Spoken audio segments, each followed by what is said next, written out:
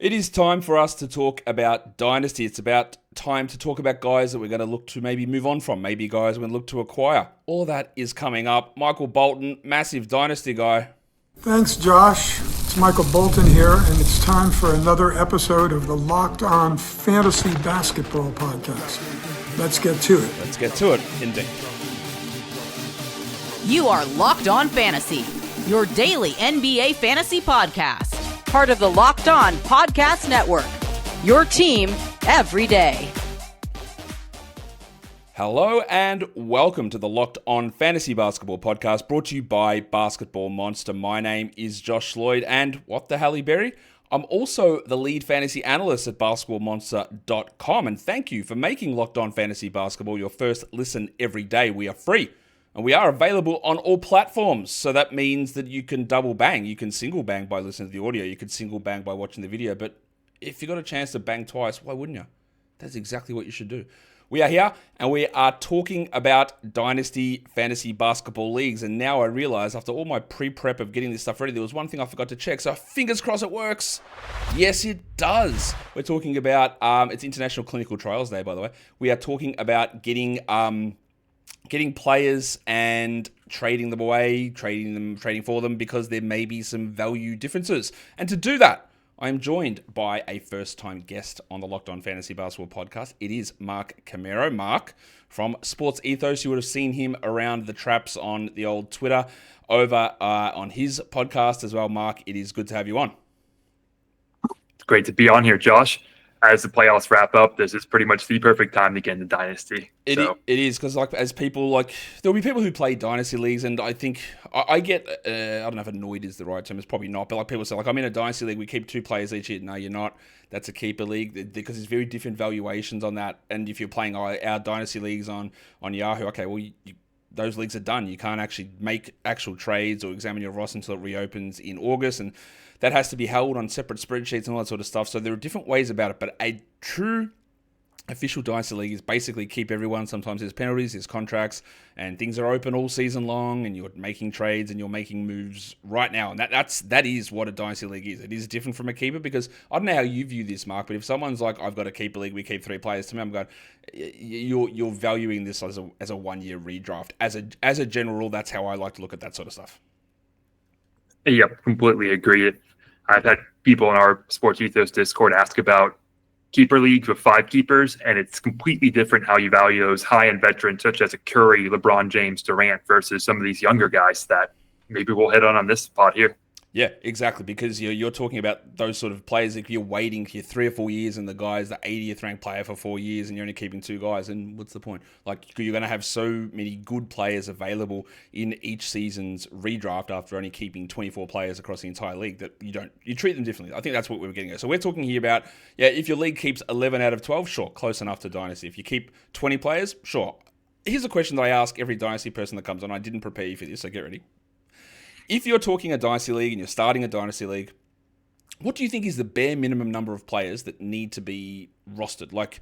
How big, not necessarily how big the roster size, actually you have 20 teams, you have 10 teams, but how many players should be on rosters, do you think?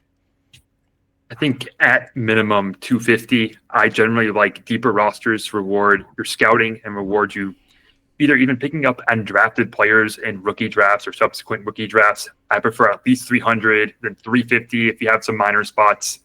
That's generally the range I like, where, maybe on waiver wire, it's just still maybe that unearthed gems. But generally, I like waivers to be pretty bare in my Dynasty leagues. Yeah, I agree. I think it's about 300. Originally, I was probably more 250. I think 300 is probably the right number when talking about how many guys just need to be on roster. So that brings us to talking about, we've done the introduction, we've done the I think there's going to be some strategic stuff that we talk about in here as well, Mark. But we're going to talk now about some guys that we look at as some players you might want to buy in a Dynasty League. So maybe their value we don't think is sitting at the level that it needs to be, where things currently are, and that's exactly what we're going to go through. So the name that you brought up to me, Mark, when we were going through this is the one and only Jaylen Brown of the Boston Celtics. Now, I don't know this because I haven't asked you this, so I'm going to presume this. I'm going to presume that you're saying this because of the Jason Tatum injury. Is that correct? it actually reinforced probably the buy aspect, but he was already a little bit of a mini buy before that news even came out for myself. Okay. And it was more based in, yes, the scoring dipped this past season. I believe it was about a 1 to 2 point drop off as long as the percentages. But if you look at the shooting percentages by zone, it was kind of just a straight drip across the board. Lost 5 points in percentage in the mid range, shot 3 percentage points worse on threes, which feels a little weird, feels kind of a little random 1 year blippy. And unless you think he's facing a sudden skill drop off entering his age 29 season, I feel like it's more likely those percentages bounce back up. And then we can see his scoring numbers rise back as well. He's an interesting guy because, yeah, like he's had a lot of percentage fluctuations right through his career, and there's been like, oh, is he a good free throw shooter? Is he going to hit these? And he's had spikes. And then we saw some pretty rough play down the stretch, and now, of course, it comes out. He was dealing with a partially torn meniscus in his knee, which I'm sure there's going to be some sort of an impact on that. I guess the worry I have is, and this again, when I find dynasty coverage challenging, not because that I don't know what I'm doing, but some might say I don't. But it's more about like, okay, so you can say Jaylen Brown is a buy in dynasty. I get that. I understand that. There's probably going to be some improvement. Plus, there's maybe no Jason Tatum, or there will be no Jason Tatum next season, so usage may rise. But then the other hand is he's 29. Like, he has hit the zone which I talk about in Dynasty. Once you're at 29, it's very rare to get better. Like, nearly every player will, in terms of just impact and encore play, they get worse. They might have a spike in a fantasy season, but he's 29. So you're talking Dynasty, where some people in Dynasty be like, what are we talking about? You're buying a guy. I want someone I'm getting 6 or 7 years. It's going to jump. Well, you're talking more incremental. Hey, maybe for 2 years, this guy jumps 20, 25 spots. And that's valid, and it's different. And it's a different way of approaching all of this. So in terms of the way that you view this, like, I don't want to put these words in your mouth, but do you believe that Jaylen Brown is a buy for everybody at every stage in a Dynasty League? Or is it like, hey, you were in very specific zones here? No, I think you hit the nail on the head, I think, with all of that there. In terms of what teams should be buying Jaylen Brown, if you're looking for more of you're retooling a little bit, maybe you're looking to add some more points to your squad. If you're rebuilding, you're not looking at a 3-year horizon with Jaylen Brown. But I also tend to be a dynasty analyst that values near-term production probably a little more than others, where if I think this player can still be contributing pretty high level for a few seasons, that's still worth it. Yeah, they may not have trade value or as much trade value in 3 to 5 years, but if you're still getting a solid 2 to 3 years of high-end production, that's still extremely valuable. It is. And I think, again, that just all comes back to the idea of how you're viewing, how long are you building for, what's your plan, what's your attack, how do your ages match up, you got a broad range, you concentrated old, you concentrated young.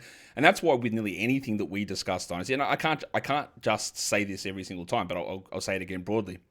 Well, whatever you say, and anyone says, and you say, and I say, and anyone talks about with Dynasty, it's got a million different branching ways to go about it. Like, we can say, hey, this guy might be good in Dynasty, but it doesn't make sense on my team. Great. You've recognized that. That doesn't make sense on your team, so you move to the next one. And it's all about, where am I? Where's the window? What's my age range? Am I set up with a broad bunch of players that can keep me in contention, and maybe we get luck one year that puts us over the hump? Do we need to sell off and go young? Do we need to sell the young and go old and go all in right now? And everyone's rosters is going to take shape differently, even from the start of the season to the middle of the season to the end of the season, as all these things sort of change. So I think that's an interesting one, and we're going to talk about like definitions of buy lows and sells as we get through this with different players and the way that we can interpret and change it. I'm going to come back with a guy that I've got as a dynasty buy as well. We'll get to that in just a second. We're going to talk about one of Mark's Houston Rockets. But today's episode, it is brought to you by the big fellas over at Car Gurus. Shopping for a car should be exciting and not exhausting. Between confusing prices, though, and hidden fees, it can feel overwhelming. And that is why Car Gurus is the site that you're going to love. They help you cut through the noise and show you the best deal with full confidence. With over 4 million listings, Car Gurus has more new and used cars than any other major online marketplace in the US. They verify the dealers, provide real price analysis, and give you the tools and the data that you need to make the right choice without second guessing yourself. So if you need a deal that you can trust, Car Gurus makes it easy to compare vehicles side by side with unbiased deal ratings. Buy or sell your next car today at Car Gurus at cargurus.com. That is cargurus.com to make sure your big deal is the best deal. That is cargurus.com, cargurus.com. All right, let's bring it back now, as we're here talking about Dynasty Leagues, and I'm joined by Mark Camero over from Sports Ethos. Mark, first of all, just give us a bit of a plug on your podcast. What's happening over there?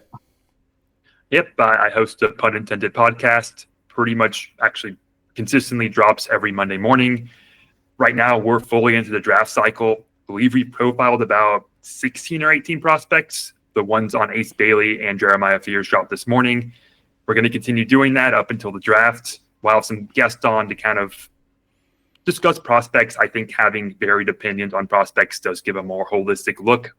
I like to think I know what I'm talking about, and I think I do. But at the same time, having different opinions for prospects with such a wide range of outcomes, I think, is super valuable. Yeah, and that's a great segue into, I'm starting my prospect preview series tomorrow as well. We're going to be talking about, I think, Cooper Flagg. I can't remember who else we're talking about. But anyway, I've got like 5 prospect shows coming in the next week too. So lots of that. And again, like Mark said, like you might say you know what you're talking about or you don't know what you're talking about. And both are true at the same time, because in the end, nobody does. Like the amount of hits or misses that happen across NBA drafting and Dynasty Leagues is astronomical. So you get multiple opinions, take the little bits and pieces out of it, the things that are facts, and separate that from opinions and go all through that sort of stuff. We hear said talking about Dynasty buys. And when I put this name out to Mark as the guy that I wanted to talk about here, he was like, hey, I don't normally like doing second-year guys. I went, that's okay, Mark, 'cause it's my show, and I'm going to do it this way. But I think it brings an interesting point up, because my name here is Reed Shepherd.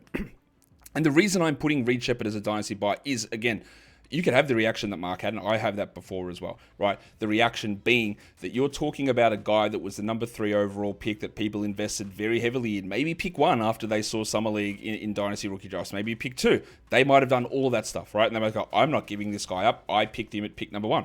All that stuff can be true, Mark. But I think it's fair to say that there are people who thought Reed Shepherd would be good this last season. There are people who were like, okay, ESPN's fantasy rankings pre-draft had Reed Shepherd for this season inside the top 100. So somebody thought he was going to actually do something, and there was other people out there who thought the same thing.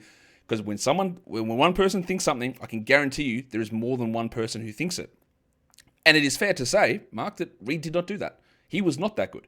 So when I say Dynasty buy, does it mean that he sucks and nobody knows about him? No. Does it mean that this is an unknown situation where he's going to jump up? No. But it also, to me, means that there are people who they might have soured. They might be like, I thought he was going to be good. This draft class was terrible. He couldn't do anything on this team. Maybe he's not as good as before. I actually think that what we saw in the small little flashes, the uncertainty around Fred VanVleet's contract situation, where he's got a team option, they've pushed that date back, he could enter free agency, they could restructure. I think, and there's a lot of whispers, and you'd know this, Houston fan of the Rockets being very satisfied with what Reed did. The games that he played, I thought he put up exactly what we wanted him to do. So in terms of Dynasty buy, my position on this, Mark, is I come in and go, my valuation on him really hasn't changed that much from where it was pre-draft. But if somebody who's got him has had their valuation change and they've lowered their expectation, then I'm in. Then I'll grab him. And like you say, you might get Jaylen Brown 20 spots of more value for the next 2 years. We might be able to find 20, 30, 40 spots of value on Reed Shepherd, not 100, nothing like that. But if someone's soured and I haven't, then it's a buy to me. Yeah, and I think that's fair.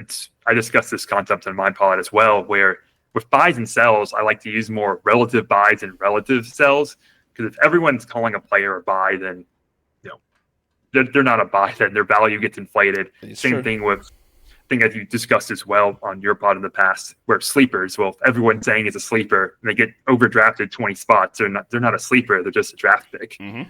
With Shepherd though.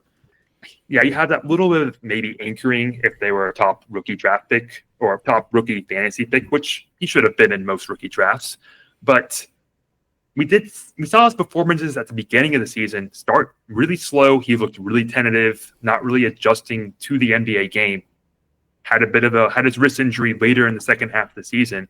And then when he did get some spot minutes later, we saw him be more aggressive. And I remember I was in one of the games in the buildings, and Shepard came on late, and the crowd was cheering every time he touched the ball, Reed, as in, shoot. And he actually obliged and started putting up shots and hitting them. And we could see those glimpses of aggression and just him knowing, okay, let me just actually take this shot because I can hit this shot and I can get it off. And that signified a little bit of a mindset change for me, which I don't like to go into psychoanalyzing player shooting or mentality too often, but it did look different. It looked like he was feeling the game more. And then especially on a Rockets team where we had so many established players, we could see a lot of changes in the offseason. We could see roles and opportunities open up, and then here comes Shepard ready to step in. I think that all that stuff there's a lot of different ways that they can go, but his shooting is so key for a team that does struggle with shooting. And like, he only shot 34% as a rookie, but like, it's a rookie. He barely played. Like, his steal rate was not quite at his college level, but it was pretty good. Like, in 13 minutes a game, he averaged 0.7 steals, which, okay, just do it an easy double. That's 1.4 in 26 minutes. The starter's going to play 33. Like, that's a very good steal rate, and that's a great translation from his college numbers. So again, it's about, like, has my pre-draft position on him changed? Not really, but someone else's might have. And if theirs has dropped, then what you can do is that you can maybe just extract a little bit out of it if someone's soured, and we'll see what happens. I think it is going to be a really interesting year for Reed Shepard next season. That market now will... Oh, actually, have you got any other... Just rapid fire a couple of names that you've got as some other dynasty buys that you've got out there. One of the ones that I want to chuck out is another guy in this similar vein is Ron Holland, who I had really high up as well. And I thought... I didn't even know that he'd get many rotation minutes at all, but he did, and I thought when he was out there, defensively he held up, and I thought the shooting was better than I thought it was going to be. So Ron Holland's another one that I had him really high, and yes, it's a weird team to try and break into, but we're talking 3 years down the track to try and figure that out. So he's another one. Have you got anyone else there you want to chuck out as a bit of a buy?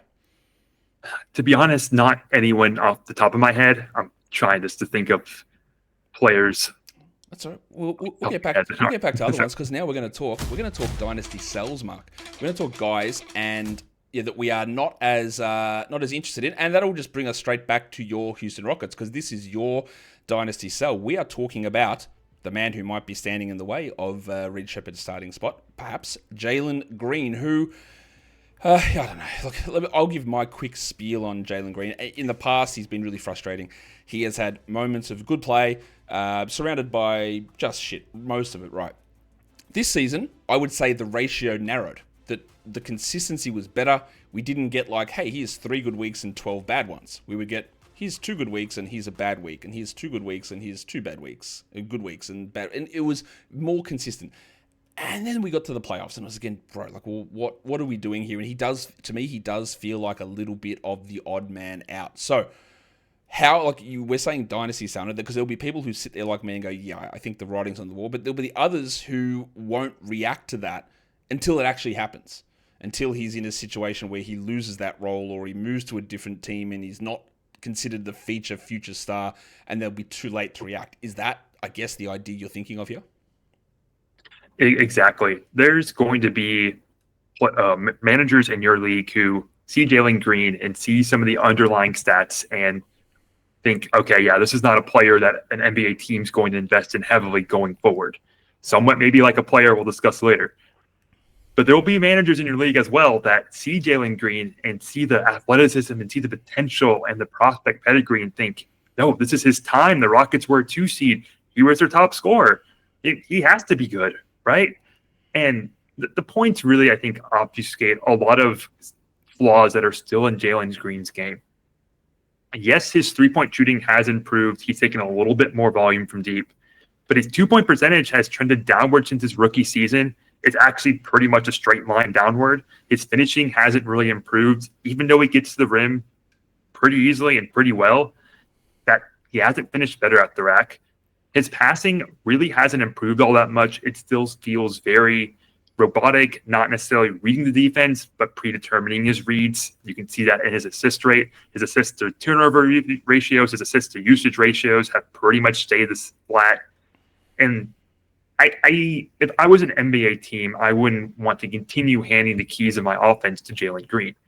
And the only way I see him maintaining this high of a usage and minutes, and therefore points and assists, is if he's traded and then his new team values him that highly for a couple seasons. And even then, a little shaky. Yeah, he's one of those guys that put up scoring numbers and 21 points a game, and he did it on a 2 seed. But like, in order to maintain that and in order to improve that, he needs to go to a bad team. Like, if he was put onto the Wizards or the Nets or the Jazz or whatever, he'd probably average 25 a game, and he might get to 4.5 assists or whatever. He'd still be probably pretty inefficient. But you get to that stage, and I think this is one thing that I think is key in Dynasty, is that we can look at fantasy numbers. You can talk fantasy ranks or fantasy points or whatever you want. That's great. That's great for now and in the moment. But if you can't assess what a player is going to do in the league in 3 to 4 years' time, are they a foundational piece? Will the team value them? Will they be a key level, high level starter on whatever team they go to? Or are they a flash in the pan because there's nobody else on that team and they're starting for 3 years and the team is always going to be internally looking, going, hey, we probably need to do better here. Like, that's the sort of guy where you got to be like, they're doing it because they're on this team, not because they are that player. And I find that a lot happens with centers who have the pop-off 3-year run because there's no one else there, but internally they're going, we need to do better, we need more. That's the Daniel Gafford to me. It's like, Gafford was great. Like, he puts up these big numbers and it's great for fantasy, but all they're waiting for is for Derek Lively to push to 28 minutes a night, and then he's an 18-minute guy who's going to go to another team and do nothing. Same as any sort of those players who step up because they're in the role. And Green is giving a little bit of that to me, a little bit of that. I don't know why a team would want to build everything around a player like this when there are just so many negative sides to his overall game. So, and when that penny drops and when he is benched or dealt and his role is different and the allure of the number 2 pick and the franchise face is gone, you can't make that trade at that point. So that's another point in Dynasty, Mark, is getting in early on these sort of things, because once, like you said about sleepers earlier, like once people know about it, well, it's no longer a sleeper. It's no longer a sell high. It is just what it is at that point. I've got another Dynasty seller that we're going to come back and talk about in a sec. Mark, I remember we're going to talk about, because when I put a tweet out the other day about buy lows, a lot of people mentioned Jabari Smith Jr. I don't want to turn this into an entire Houston Rockets show, but he's another guy that people are like, man, this guy's a real buy low. And I think he's an interesting, 2 seconds on Jabari Smith. I think he's an interesting player.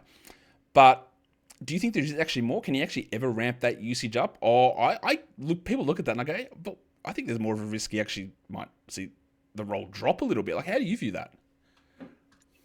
I love what Jabari Smith Jr. brings to the court in terms of impacting winning with the switchable defense, a little bit of shooting, some tenacity in the rebounding, his height, but it just hasn't meant anything for fantasy. Poor defensive rates, sadly.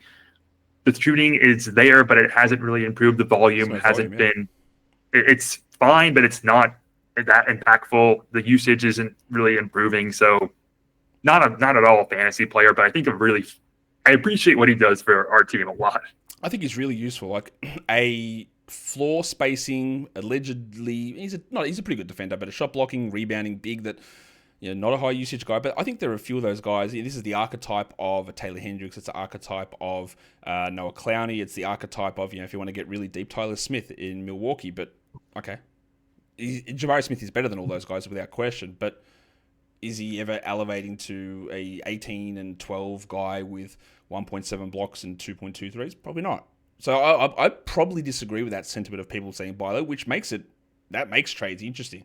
If I've got that negative thought and you're maybe not quite there, but other people are so in on it, well, that's how you can get some trades done in those type of spots. So what we are going to talk about here, we are going to go back into a dynasty sell, and I debated which one of these controversial names that I was going to go with, but I decided that let's just do it. Let's just hit Josh Giddey as a sell high, because it's absolutely undeniable that his fantasy production post-trade deadline was amazing. He was the 10th ranked player during that time frame. He was putting up triple doubles on the regular. He shot the absolute lights out. He was at like 45% from three, which of course he's never going to stick. He's an improved three-point shooter. Yes, 38 for the year, 78. But it shouldn't be forgotten, Mark, that for the first 4 months of the season, he was getting benched regularly. He didn't play in fourth quarters. And it's not just because Zach LaVine was traded that he was able to, he just went on. It's the confluence. LaVine traded. He got hot with the shooting, just couldn't miss. Put up big numbers. The Bulls were beating up on teams that weren't trying because they were too good or because they were too bad. There were a couple of good wins in there. But people look at this and go, the Bulls are set. They've got their future all-star backcourt. And that's where we get into this. And I go, yeah, that's all well and good until they decide that they're going to make a playoff game and then Giddey really struggles and he goes and becomes an albatross because he's getting paid $35 million a year. And he might have a strong year next year. But again, to me, it goes back to that idea of if you are the Bulls, and it's hard because the Bulls are the most idiotic franchise in the NBA. Shout out to Sacramento. It's close. It's a battle, but they're idiotic. So they might say, yeah, we do have our franchise point guard. If they think that, they're wrong and they'll never make the playoffs. But if they think that, that's different. But I believe that they might do that, and they obviously didn't believe it because they didn't give him an extension in the preseason. That he might have a year or two of having a run of things. But that is not a long-term answer. The defense still isn't there. The shooting to me was fluky. Sure, triple-doubles are cool and all. But in the end, Mark, there's just so much about what Giddey did in that run that is completely unsustainable. And I don't think you will ever find a time where there is as much positive hype around the numbers that he's giving. So if I had him, see you later. And I've never been like a huge Josh Giddey skeptic. I had him very high in the draft. I had him pretty high in fantasy rankings nearly every season. I didn't see this level coming, and I think there's no way that it's 6. I'm completely on board with everything you said. And in Giddey's credit, he did, I think, improve a little bit in his off-ball cutting, getting some easier looks. Agreed. His defense improved, but it's still in the category of bad. The shooting improved somewhat, but it's still in the tier of, okay, fine, if you have to. And, yeah, I mean, this is a Bulls-level player. The only reason, as you stated, that he may not be a full-on sell is that the Bulls are probably going to give him a hefty extension and probably be committed to him. And, I mean, as you said, this is the trademark move of the Bulls organization, pretty much. And that's like the thing. You say, yeah, he might not be a full-on sell, and that's where it all comes down to relative value, isn't it? If someone says, I believe Josh Giddey is going to be a top 30 player for the next couple of seasons, I'm like, that's cool. So can you give me someone who I think is going to be a top 30 player for 5 years' time, starting in 2 years, or whatever it is? Like, here's a hypothetical, just based on the two names we've brought up. Would you, if you had Josh Giddey, would you be happy to give him up straight up for Reed Shepherd? No, I'd rather Reed Shepherd, I think.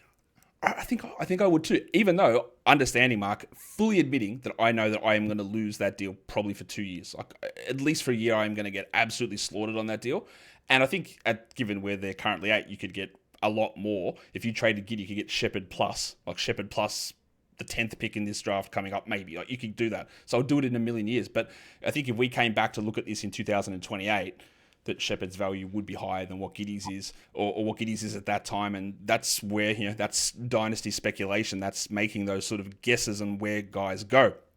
The other name I was going to throw in here is, again, to me, when we're making trades, it's not about, like when I say sell high, and this, again, it's about wording and definitions. When I say sell high, people often go, oh, he's going to suck. No. It's not about that. It's not about if I say someone's a sell high that I think they're going to be bad. It's I think they're not going to maintain. And it's about hitting while the value is at the highest. So there's a player right now, Mark, who just won the Rookie of the Year. His name's Stefan Castle, who, put up some numbers towards the end of the season where everybody was out and they force-fed him usage. And now they're going to draft probably another point guard, and they traded for De'Aaron Fox, and I do not think that Castle's value or perceived value is going to be higher than this, because his value is what it is. But people might think, well, this is a future star. Shai Gilgeous-Alexander trajectory. Kawhi Leonard, he's going to be good, this. So it's perceived value, it's current value. I don't think any of these things are hitting. So to me, he's the other guy I was going to throw in there as a sell high. Do you echo any of those thoughts on Castle? Some people may call me a Castle hater. I would call myself that all the time. I would say I'm a Castle realist. I mean, look, the three-point shooting is a pretty big issue, and teams knew this and left him open. Mm-hmm. So as much as you might think, the threes can get better. No, I mean, he's not going to get any easier looks anytime soon. I think the assists I sometimes classify players who get assists as, okay, it's more of run-of-the-mill. You happen to be leading the offense and touching the ball assist. I think there's some flashes of passing there, but it's not. I talked about that idea yesterday. To me, that's the Tyus Jones. It's like, you got assists, my guy, but like, was there any pass there that ever was risky? Like, did you ever actually create an assist, or did you get an assist? Because they're different things to me. Yeah, definitely a big thing in prospect watching as well, because there are some prospects too that they're the best player on the team, and they pass the ball to the player on the wing and he makes a three. I mean, you didn't really add value with that assist. Yep. And I think a lot of Castle's metrics are more usage related. The true shooting's not good. If you want to just look at the effective field goal percentage, that's not good. Yes, he can get to the rim okay, but not anything that's a glaring green flag in terms of creating pressure and drawing in the defense.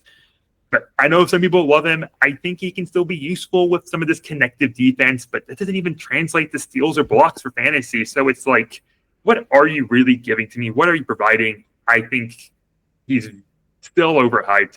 The fact that he was a runaway rookie of the year to me was a little crazy too. So yeah, this is definitely a sell high based on perception. I love that so we hadn't discussed this prior. I love that you had that take because people just think that I'm being irrationally like, oh, you're just so down on him in the draft, so you have to double down on this, and it's the worst take I've ever heard. So I'm glad that you just echoed literally everything that I've said about him without discussing that. So thank you for doing that. Let's talk about one other player, which is a guy not necessarily unknown, because again, Dynasty people will know this guy, but maybe you've forgotten about him, and that is DaRon Holmes, who tore his Achilles at the end of his first Summer League game, and he looked pretty good in that Summer League game. A big man, this is not, to simplify it, in the sort of the mold of what we saw from Khalil Ware this season in Miami. That is the hope of what DaRon Holmes is able to do. He's in Denver. I think there are times he could play next to Nikola Jokic. He'll be Nikola Jokic's backup. He is a big man who's athletic, he can defend, he maybe can shoot a little bit, but he tore his Achilles. So again, people may not be aware I may have forgotten about DaRon Holmes. If you draft him, you probably didn't. You know he's there. But again, it's about perceived value. We didn't see him. Others saw other players out there. So where are you viewing your DaRon as we move forward in terms of what do you think a peak value is? Like, is he a future starter? I believe he is. Can he play with Jokic? How are you viewing DaRon Holmes? I mean, I don't know if you watched the playoffs, but would you say the Nuggets could use some more capable rotation players? Yeah, they're going to be in some real tax problems as well. And who knows? Like, are they trading Michael Porter Jr.? Who knows what they're doing? But they need some help. Yeah. I mean, I guess this would be Holmes' rookie season with the injury, and trusting players that are rookies and coming off Achilles, that always can get you in trouble a little bit and can be tricky. But as you said, Holmes profiled as a player who, one of those bigs, but who could do a lot of different skills and a lot of different things on the court. And that was what made him an enticing rookie prospect. Yeah. His blend of some fluidity, some finishing, rebounding, even chipping in with assists, some good defensive stats and metrics. Maybe not a good defender, but being able to at least create some events. And I personally am a sucker for those bigs who can chip in everywhere and do more than just your prototypical big stuff. You can actually add value running offensive stats or just keeping the ball in motion even. And I agree. You can see Holmes playing next to Jokic, maybe do some interesting big-only stuff without Jokic. I don't know if we'll have the size for that or the defensive fortitude for that, but you would have to think Holmes can get his chance there and get his shot. Denver did trade up in the draft, did trade up in last year's draft for him. So I'm willing to modestly bet on him. See, the Achilles injury is worrisome, but I just love his skill set so much. And you kind of are hoping that whoever his current fantasy managers are in whatever league you're in, that they're not holding on to him too tightly. And maybe he's just part of a bigger trade and you say, oh, let's throw in DaRon Holmes. Let's help bridge the gap here. But really, that's maybe one of the players you were looking at. I think the Holmes one is really interesting for all those reasons you mentioned. But I think that if you're talking about acquiring DaRon Holmes, the best time to do it is going to be November the 15th because he will have come back from his Achilles injury and he might look a bit off. He might look rusty. He might look, and people go, this guy? Really? But like, he is going to be a rookie. He is going to have missed an entire season with an Achilles, and it takes probably a full season to get anywhere back to where you wanted to be after an Achilles. So we talk about selling at the peak of someone. Like, I think that Holmes is still going to have some value because, again, hasn't been seen. We don't know. But he might come back and kill it, and that window's gone, so that theory is out the window. But he also might come back and be out of the rotation or be rusty for the first month of the season. And to me, that's where you go, ooh, if he sucks early on in the first week, the first month, or he doesn't play, then I'm in. That's okay, let's go. Now that person's like, I waited a year and this is all the bullshit I got. And the same, I think, goes, and we're not going to go into detail on this guy, but Nikola Topic in Oklahoma City. Bro's out with an ACL, didn't play all year. Where is he even going to play on this team? Kaysen Wallace, Alex Caruso, Shea, Jalen, there's a million players on that team. I don't know where he's going to play, but that's a longer-term investment. He's going to take time to come back, but he's also a complete afterthought as to what people are thinking of him. So it is an interesting way to look at that, and it's about it always, I think, in Dynasty or even redraft leagues, hitting trades, it's like hit the timing. Hit the emotion of the person who may have reacted to something that's happened now, or is they're looking 1 year and you're looking 4, or they're looking 3 months and you're looking 6, or whatever it is, or on the opposite, you're in a win now mode and you want to go, well, I actually want to hit now for 3 months and they're looking 5 years, so let's do it. And that's opens up opportunities, Mark, but also makes the valuations a little bit more difficult. Well, that is our Dynasty show. Mark, I appreciate you coming on and chatting with us about all those guys that we talked about. So again, give yourself a plug, your podcast work, written work, the stuff you're doing over at Sports Ethos, social media. Have at it. Drop it all down there now. Yep. You can find my Dynasty rankings and articles over at sportsethos.com. As I said earlier, host a pun intended podcast that drops weekly on Mondays, sometimes a little more frequent if there's really big trades or big free agent signings or draft day information. And you can find me on Twitter at, I can't remember my Twitter. Oh, it's MacAttack145. It's up on the screen. And then Blue Sky. Cool. Yeah, then Blue Sky is Mark C. Sports Ethos. And appreciate you for having me on the show, Josh. Awesome, Mark. It was great to chat Dynasty. If you are playing in Dynasty leagues, drop your thoughts on the guys we mentioned and other names you might have as buy lows or sell highs, either in the comments on YouTube. You can do it to us on Twitter. You can even do it in the episode comments on Spotify as well. Mark, thank you once again for coming on. Thank you, Josh. So that brings us to the end of the show. It's great to have Mark on to chat about some Dynasty. And again, just some different perspectives on players and the way that we attack things in Dynasty formats because of, those nuances about competing in, 2-year windows, 1-year windows, 5-year windows. I think that's all really important. Tomorrow, I will actually give you the information as to, where or what we're actually talking about in the Draft Prospect Show. All right, so the names we've got for tomorrow, we're talking about Derek Queen, Asa Newell, Cooper Flagg, LeBaron Philon, and Hanson Yang are the prospects that we're going to be discussing tomorrow with, I don't want to say with who at this point, because you never know if things come up and people don't come on, but that is the plan at this stage as to who we're going to be talking about. And then later in this week, we've got an Ace Bailey, Dylan Harper, we've got old mate VJ Edgecombe, we've got a Con Knipple, we've got Walter Clayton, Tahad Pettiford, Sion James, Kasparis, Yakuchonis. All these guys are going to be coming up this week in the prospect reviews or prospect previews or prospect scouting reports, whatever you want to phrase it. Guys, we are done here. Thank you so much for listening, everyone. See ya.